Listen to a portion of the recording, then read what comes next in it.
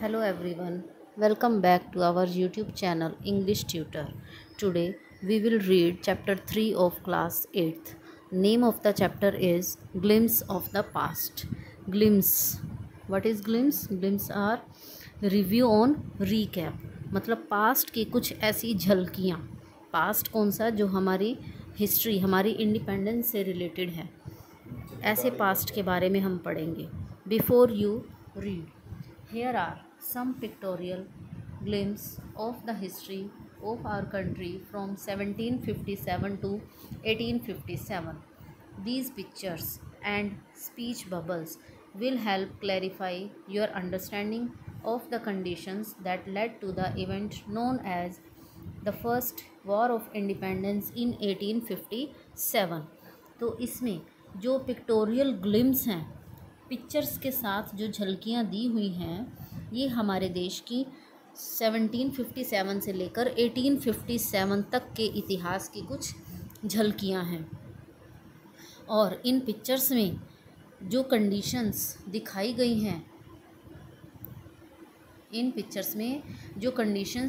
गई हैं, और जो ये कहे हुए वर्ड्स हैं इन लोगों के, जो हमें ये बताएंगे कि यही हमारी पहली लड़ाई का कारण बनी, कि आज़ादी के लिए जो लड़ाई लड़ी गई थी उसका पहला रीज़न बनी थी.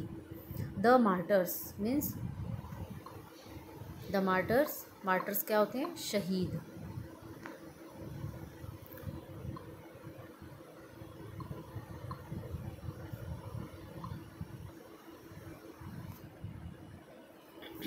Martyrs. O my countrymen, let your eyes fill with tears as you recall the sacrifice of India's martyrs. तो ये कौन हमें इस पिक्चर में दिखाई दे रहा है?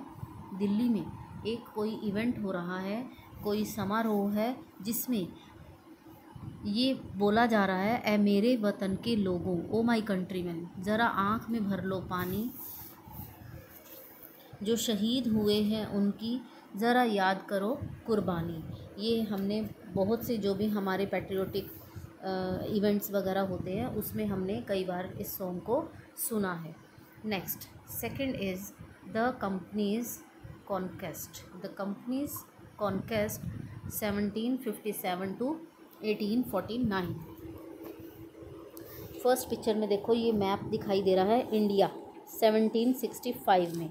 With its superior weapons, the British East India Company was extended its power in 18th century India.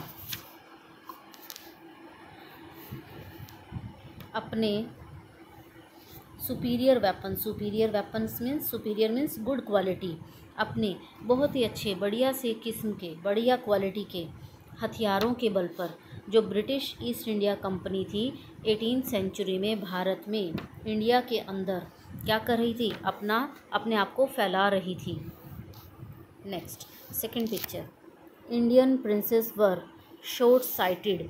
जो इंडिया के राजा थे, जो प्रिंस थे, वो बहुत ही शॉर्ट साइटेड थे, मतलब कि वो दूरदर्शी नहीं थे. थोड़ा दूर, ज़्यादा दूर का ना सोच के वो क्या थे? अदूरदर्शी थे, मतलब ज़्यादा दूर का नहीं सोचते थे. दैट अपस्टार्ट राजा बहा call the English merchant, they will help me to defeat him. तो कहा, वह क्या बहुत ही उदंड सा राजा है, उन जो इंग्लिश मर्चेंट हैं, इंग्लिश व्यापारी हैं, उनको बुलाओ, वे उसे हराने में हमारी हेल्प करेंगे. The people had no peace due to such constant fights. तो ऐसी लगातार लड़ाइयों के कारण, लड़ाइयों की वजह से देश में शांति नहीं थी, देश में अशांति थी सब जगह. Next, the rivalries helped the East India company and it could easily subdue Indian Prince one by one. देशी राजाओं के बीच में जो आपसी दुश्मनी थी, आपसी दुश्मनी ने ईस्ट इंडिया कंपनी की हेल्प की, और उसने एक एक करके जो इंडियन प्रिंस थे, भारतीय राजा थे, उनको आसानी से दबाना शुरू कर दिया.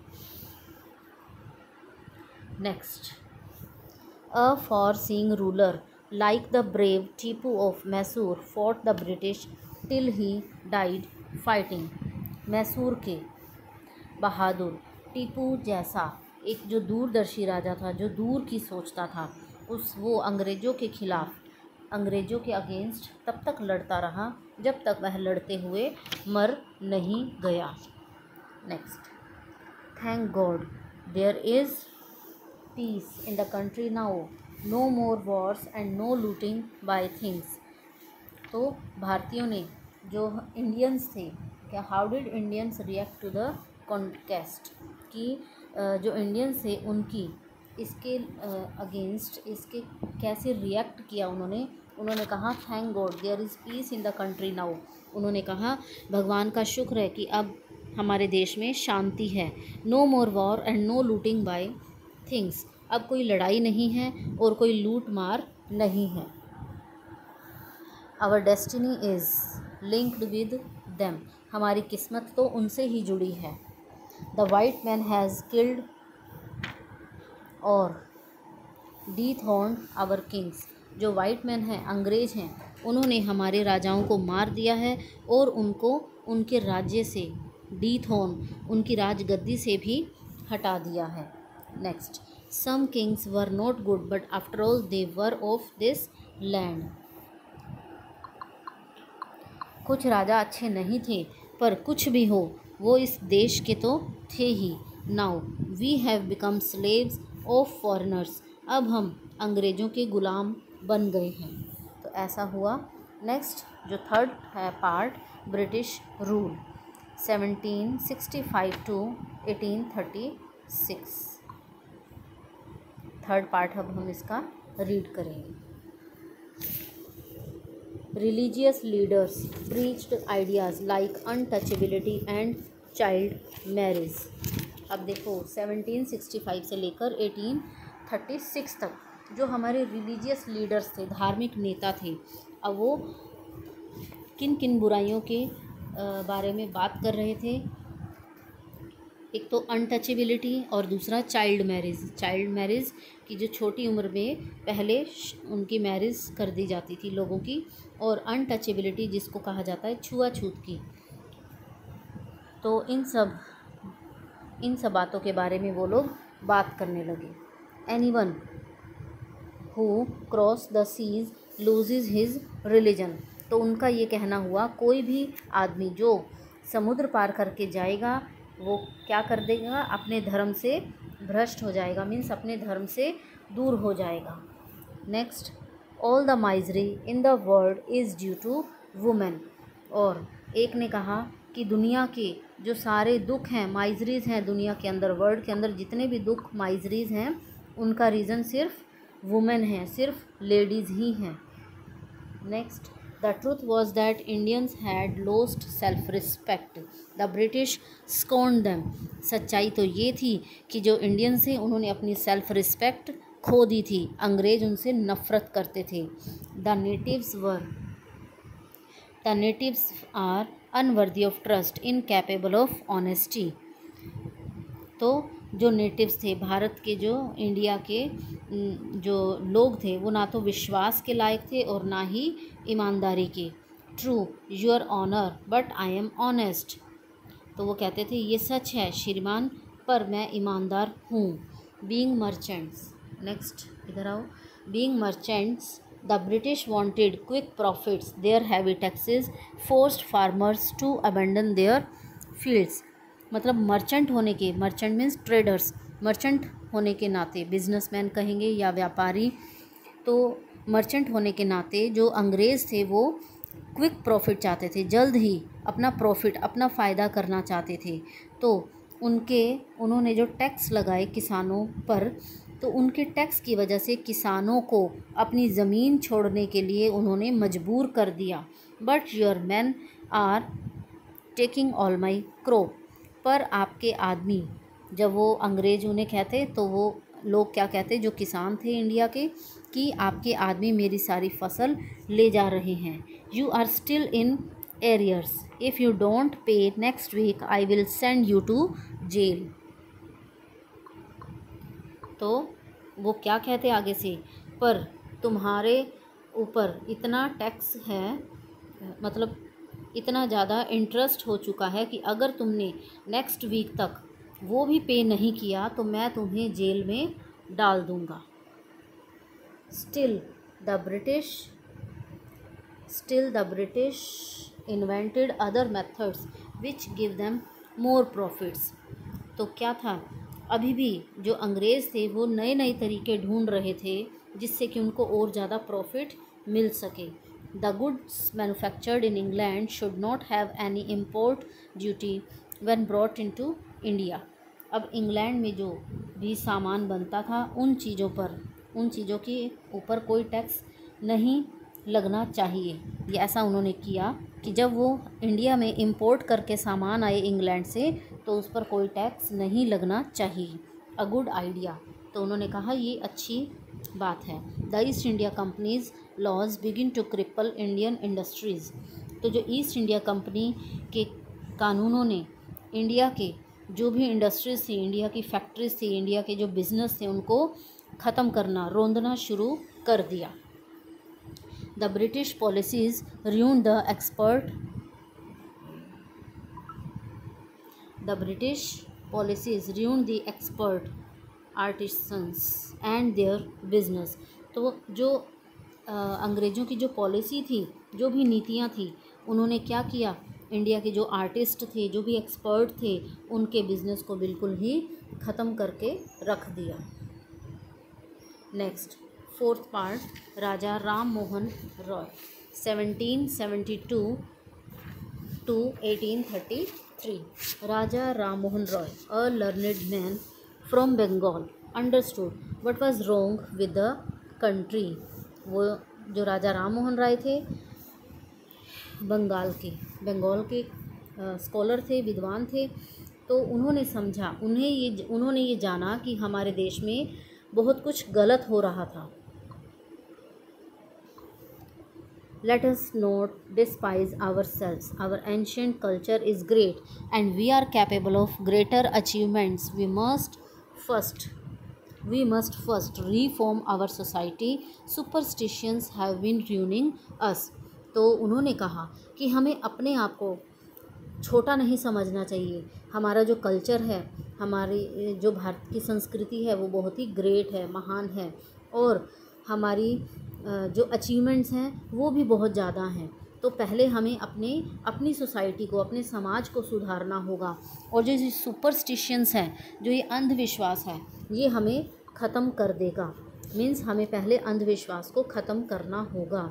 He told his wife Uma, cows are of different colors but the color of their milk is the same. Different teachers have different opinions but the essence of every religion is the same.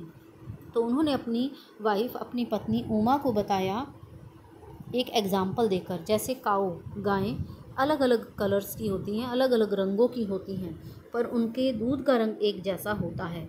इसी तरह से अलग अलग जो teacher होते हैं, उनके जो व्यूज़ होते हैं, ओपिनियन होते हैं, वो अलग अलग होते हैं, पर हर रिलीजन का जो सार है वो तो सेम ही होता है।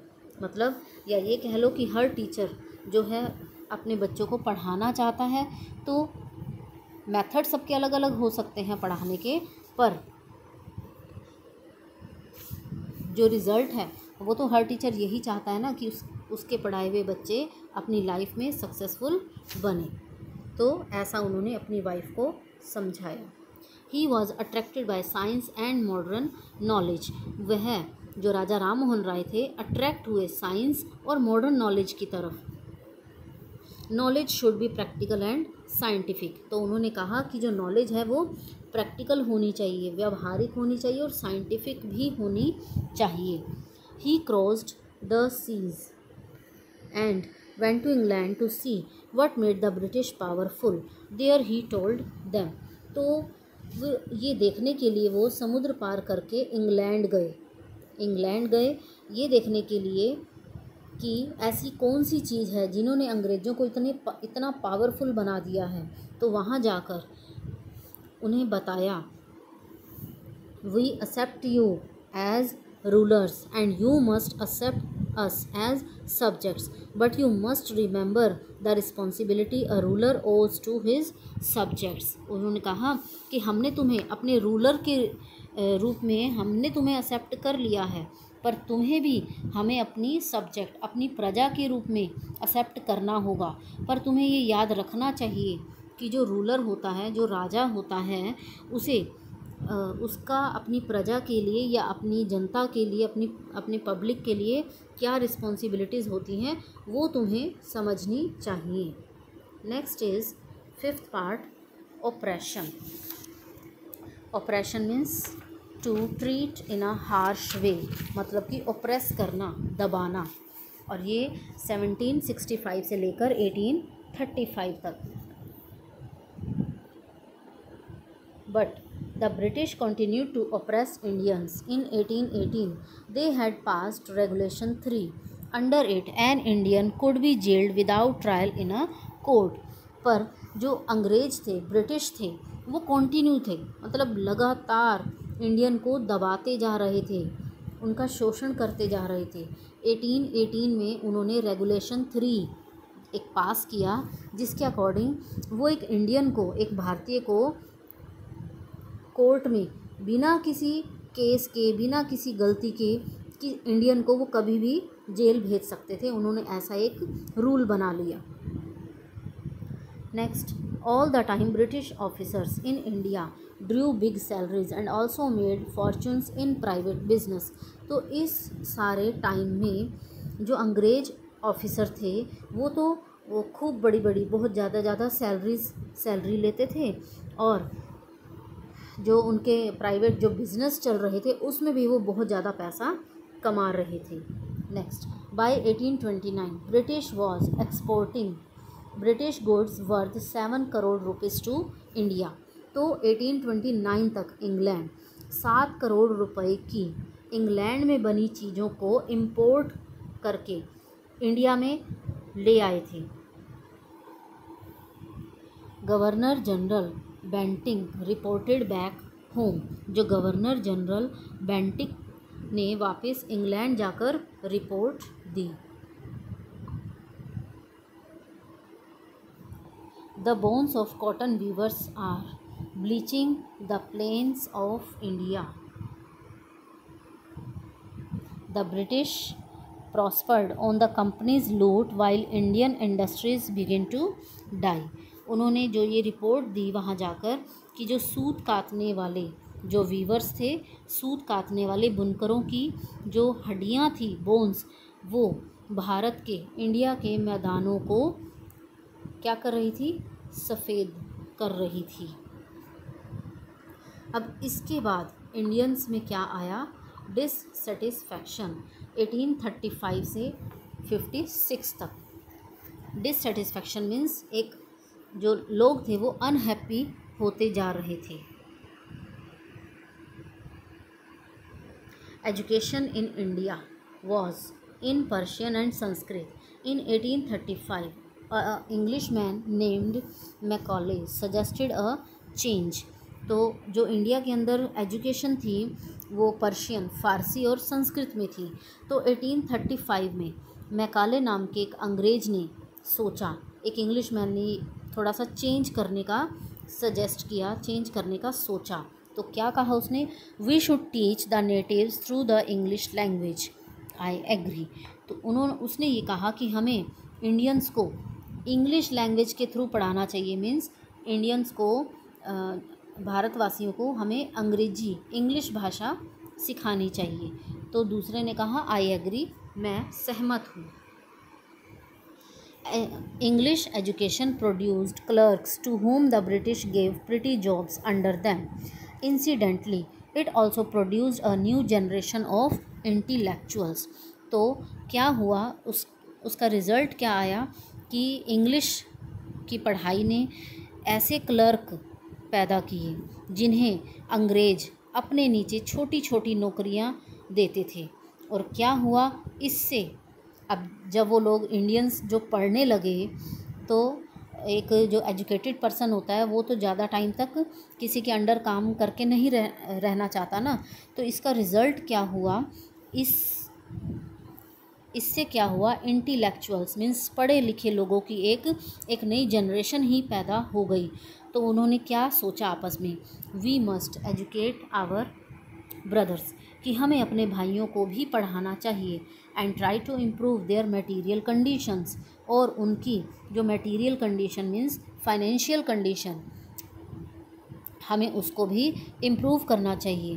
For that we must convey our grievances to the British parliament, इसके लिए हमें अपनी हमारे जो मैसेज हैं या हमारी जो शिकायतें हैं हमें ब्रिटिश पार्लियामेंट तक, अंग्रेज़ों की संसद तक पहुंचानी चाहिए। By 1856 the British had conquered the whole of India. तो 1856 में क्या हुआ, तब तक अंग्रेज़ों ने पूरे भारत को ही जीत लिया। They cared little about the needs of Indians, अब वो इंडियंस की ज़रूरतों की बिल्कुल भी परवाह नहीं करते थे। Our kings have become puppets and we have lost our old jobs, जो हमारे राजा थे वो उनके हाथों की कठपुतली बन गए थे, और हमने अब अपने पुराने जो काम काज थे वो सब हमने खो दिए थे। एंड लैंड्स, और ज़मीनें भी, they are converting our brothers, और वो हमारे भाइयों को भी कन्वर्ट कर रहे थे, मीन्स उनका रिलीजन चेंज कर रहे थे। You only talk, do something to drive them out. तो एक ने कहा, तुम सिर्फ बातें करते हो, उन्हें यहाँ से भगाने के लिए कुछ करो। Next part 7, the sparks. Spark क्या होती है, देखो स्पार्क होती है चिंगारी। 1855 से 57 taxes continued to ruin the peasants. In Bengal, the Santals, who had lost their lands under new land rules, became desperate. In 1855, they rose in rebellion and massacred Europeans and their supporters alike. तो जो उनके tax थे वो लगातार बढ़ते जा रहे थे और किसानों को वो बर्बाद कर रहे थे। बंगाल के अंदर, बंगाल में जो संथाल थे जिन्होंने नए ज़मीनों के लिए लैंड लॉज बनाए थे, लैंड रूल्स बनाए थे, उसके अकॉर्डिंग उन्होंने अपनी ज़मीनें खो दी थी और वो डेस्परेट हो गए थे, उदास हो गए थे। तो 1855 में उन्होंने ये डिसाइड किया रिबेल बनने का। रिबेल मतलब बगावत पर वो उतर आए और यूरोपियों को और जो उनके सपोर्टर्स थे उनको उन्होंने मार दिया। Next, discontent was brewing in the East India companies army too. East India company की आर्मी में भी डिसकंटेंट फैल रहा था, असंतोष फैल रहा था, मतलब वो भी डिससेटिस्फाइड हो रहे थे। The white soldiers gets huge pay mansions to live in servants.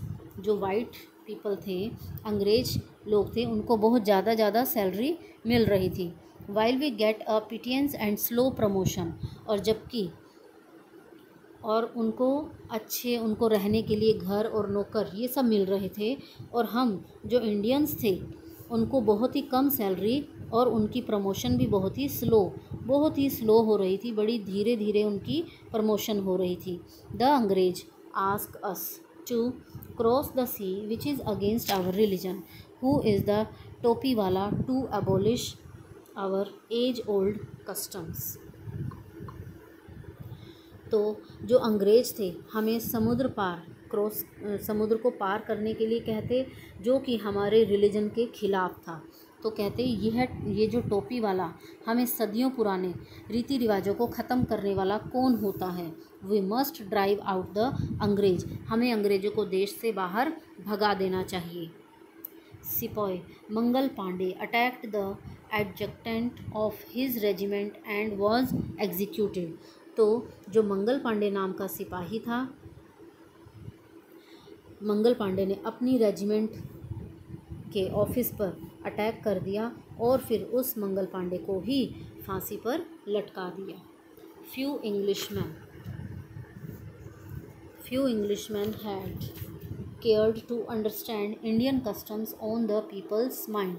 Oh, proud Brahmin soldier, do you know that the grease on the bullet you have to bite is made from the fat of cows and pigs? तो क्या किया, कुछ ही अंग्रेज़ों को भारतीय रीति रिवाजों की, मतलब इंडिया के जो ट्रेडिशंस थे, रिलीजन्स उनके और उनके विचारों की, कस्टम्स और उनके विचारों की चिंता थी। तो क्या कहा उन्होंने, ओ प्राउड ब्राह्मण सैनिकों, क्या तुम जानते हो कि ये जो बुलेट है, मतलब कारतूस, जो कारतूस तुम्हें दांतों से काटना पड़ता है, उस पर गायें और मतलब काऊ और पिग, उसका फैट, मतलब उसकी जो चर्बी होती है उससे बना हुआ है, और वो तुम्हें अपने मुंह से काटना होगा। तो वो ब्राह्मण हैरान होकर कहता है, व्हाट, क्या, the white man has deceived us too. तो उन्होंने कहा, अंग्रेज़ों ने हमें धोखा दिया। Soon, chapatis were sent from village to village to tell the people that their emperor would want their services. Yes, all my village men will be ready. तो जल्द ही लोगों को ये बताने के लिए कि उनके राजा को उनकी ज़रूरत है, चपातियों के थ्रू ये जो फैसला है लोगों के पास भेजा गया, और तब उन्होंने कहा कि हाँ, हमारे गांव के लोग तैयार हैं। Similarly, lotus flowers circulated among Indian soldiers. Death to the foreigner, the masses gave all help and shelter to the patriots. तो इसी तरह से जो इंडियंस के बीच लोटस के, कमल के फूल बांटे गए, और उन्होंने कहा डेथ टू द फॉरेनर, कि अंग्रेज़ों को मार भगाओ। तो इसी तरह जो इंडिया के लोग थे, पैट्रियोट, देशभक्त थे, उन्होंने हर तरह की हेल्प की और एक दूसरे को शेल्टर, एक दूसरे को सहारा भी दिया। Last part, revolt 1857, sorry second last part. Then there was a violent outbreak at Meerut. तो अब क्या हुआ, वायलेंट, तब मेरठ में एक बड़ा ही ज़ोरदार विद्रोह, मतलब कि क्या हुआ, आउटब्रेक, विद्रोह हो गया, लोगों में फूट पड़ गई। The sipahis march to Delhi, long live our emperor Bahadur Shah. तो उन्होंने कहा, जो सिपाही थे वो दिल्ली की ओर चल पड़े, और उन्होंने कहा, हमारा जो राजा है, हमारा एम्परर, हमारा बादशाह जो बहादुर शाह है, उसकी लंबी उम्र हो। द रिबेलियन स्प्रेड वाइडर, जो रिबेलियन थे, विद्रोह, वो बढ़ता जा रहा था। Many landlords had lost their lands because of the British policies and they were sore. बहुत से जो लैंडलॉर्ड, ज़मींदार थे, उन्होंने अंग्रेज़ों की पॉलिसी की वजह से अपनी ज़मीनें खो दी, इसलिए उनमें भी बहुत ही गुस्सा था। The whites man rule must end, उन्होंने कहा कि अंग्रेज़ों का राज तो अब ख़त्म होना चाहिए। Yes we will help you, तो दूसरों ने कहा, हाँ, हम तुम्हारी हेल्प करेंगे। The fight for freedom 1857, freedom के लिए जो लड़ाई हुई 1857 में। Many former rulers like Begum Hazrat Mahal of Lucknow were bitter, the white man has taken away my kingdom. तो इससे पहले कि कई शासक, कई राजा, जैसे लखनऊ की बेगम हजरत महल, वो भी गुस्से से भरी हुई थी, और उसने भी यही कहा कि अंग्रेज़ों ने हमारा शासन, हमारा राज्य ले लिया। Popular leaders like Maulvi Ahmadullah of Faizabad told the people, rise brothers rise, the Angrez is ruining our land. Faizabad के जो मौलवी थे, अहमदुल्ला, ऐसे बहुत ही फेमस लोगों ने, इन राजाओं ने लोगों को बताया, कहा, उठो भाइयों उठो, अंग्रेज हमारे देश को, हमारी कंट्री को तबाह कर रहे हैं, ख़त्म कर रहे हैं। They joined the upsurge against the foreigner, तो वो अंग्रेज़ों के खिलाफ इस विद्रोह में सब एक साथ हो गए, एकजुट हो गए, मिलकर एक हो गए। The people rose everywhere in Bareilly, Kanpur and Allahabad, Bareilly, Kanpur और इलाहाबाद, सब जगह लोग इकट्ठे हो गए, एक साथ हो गए, और उन्होंने अपना विद्रोह, अपना गुस्सा दिखाया। Azimullah Khan told Tatya Tope, we should have Peshwa Nana Sahib as our leader in this war of independence. Azimullah Khan ने तात्या टोपे को बताया कि आज़ादी की इस लड़ाई में हमें पेशवा नाना साहब को अपना लीडर बनाना चाहिए। The patriots pounced upon the British and fought pitched battles all over north India. तो जो देशभक्त थे वो अंग्रेज़ों पर टूट पड़े और पूरे जो नॉर्थ इंडिया में घमासान बहुत भयानक सी लड़ाइयाँ चल पड़ी। 80 years old Kunwar Singh of Bihar received a bullet in his wrist. Mother Ganga, this is my last offering to you.